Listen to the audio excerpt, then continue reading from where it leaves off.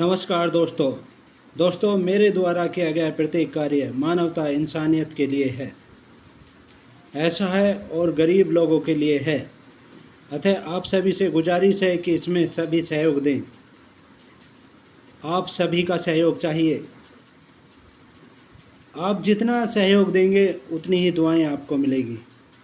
आप सोचते होंगे कि दुआएं कैसे मिलेंगी, तो मैं जिन लोगों के लिए काम करूंगा या जिन लोगों की मदद करूंगा या जिन लोगों के लिए इंसानियत के लिए कार्य करूंगा, उन सभी लोगों से आपको दुआएं मिलेंगी। तो इसलिए आप मेरे कार्य में सहयोग दें। Thanks so much. दोस्तों, आप देख रहे हैं जीके के अंतर्गत बहुत ही महत्वपूर्ण क्वेश्चन सीरीज। तो चलिए शुरू करते हैं। निम्नलिखित विदेशियों का भारत आगमन का क्रम बताइए। निम्नलिखित विदेशी जो भारत में आए थे उनका क्रम बताना है। अल-बरूनी है, फाहियान है, ह्वेन-त्सांग है और मेगास्थनीज है। ये हमारे देश में आए थे। तो इनका जो सही क्रम है वो है सी पार्ट, करेक्ट आंसर है। यानी मेगास्थनीज पहले आया था चंद्रगुप्त मौर्य के शासनकाल में, फिर उसके बाद फाहियान आया था, ये आया था गुप्त काल में, और फिर उसके बाद ह्वेन-त्सांग आया था, ये हर्षवर्धन के शासनकाल में आया था, और बाद में ये अल-बरूनी आया था। और इसके बारे में डिटेल देखते हैं। देखिए महत्वपूर्ण पॉइंट देखिए इसके बारे में। मेगास्थनीज सेल्यूकस निकेटर का राजदूत था जो चंद्रगुप्त मौर्य के शासनकाल में भारत आया था। सेल्यूकस निकेटर का राजदूत था जो चंद्रगुप्त मौर्य के शासनकाल में भारत आया था। फाहियान चंद्रगुप्त सेकंड के गुप्त काल में आया था, ये शासनकाल में भारत आया था। वह एक चीनी बौद्ध यात्री था ये। और ह्वेन-त्सांग जो था हर्षवर्धन के काल में आया था, वह भी एक चीनी यात्री था। आगे देखिए, अल-बरूनी इंद्र थर्ड के काल में आया था। अल-बरूनी इंद्र थर्ड के काल में भारत आया था। वह महमूद गजनी के दरबार में रहते थे। महमूद गजनी के दरबार में वो रहते थे। नेक्स्ट क्वेश्चन देखिए। तुगलक वंश में दिल्ली सल्तनत का अंतिम शासक कौन था? तुगलक वंश में दिल्ली सल्तनत का अंतिम शासक कौन था? Option A Firoz Shah Tughlaq, option B Ghiyasuddin Tughlaq second, option C Mahmud Shah Tughlaq, option D Nasrat Shah. तो जो करेक्ट आंसर है वो है महमूद शाह तुगलक। दिल्ली सल्तनत का तुगलक वंश का अंतिम शासक था महमूद शाह तुगलक था। और इसके बारे में डिटेल देखते हैं। देखिए, तुगलक वंश का अंतिम शासक के काल में तुगलक वंश का तीव्र गति से पतन प्रारंभ हो गया था, और 1394 ईस्वी में हिजरा मलिक सरवर ने जौनपुर में सरकी वंश की स्थापना की थी। 1394 में हिजरा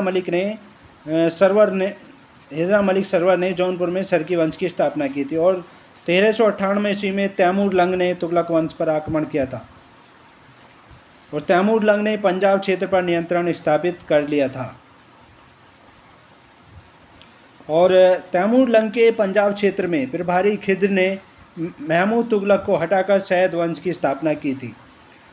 तैमूर लंग के पंजाब क्षेत्र का प्रभारी था खिद्र, उसने महमूद तुगलक को हटाकर सैयद वंश की स्थापना की थी।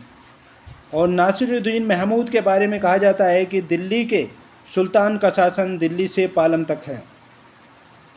इसके बारे में नासिरुद्दीन महमूद के बारे में ये कहा जाता है। और तुगलक वंश का अंतिम शासक नासिरुद्दीन महमूद तुगलक था।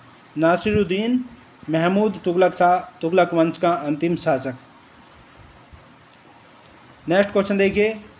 इनमें कौन से जोड़े का सही मिलान नहीं है? इनमें कौन से जोड़े का सही मिलान नहीं है? ऑप्शन ए पूर्ण स्वराज संकल्प 1929 में, ऑप्शन बी सरदार भगत सिंह की शहादत 1931 में, option C Congress socialist party का गठन 1938 में, ऑप्शन डी शिमला सम्मेलन 1945 में।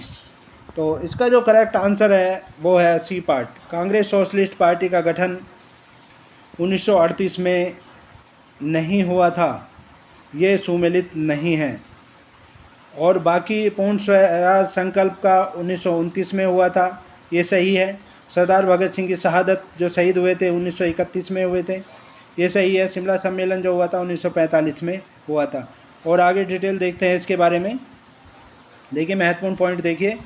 पंडित जवाहरलाल नेहरू ने कांग्रेस के 45वें अधिवेशन में सन 1929 में लाहौर में पूर्ण स्वराज की मांग की थी। और 23 मार्च 1931 को सरदार भगत सिंह, सुखदेव और राजगुरु को फांसी पर लटका दिया गया था।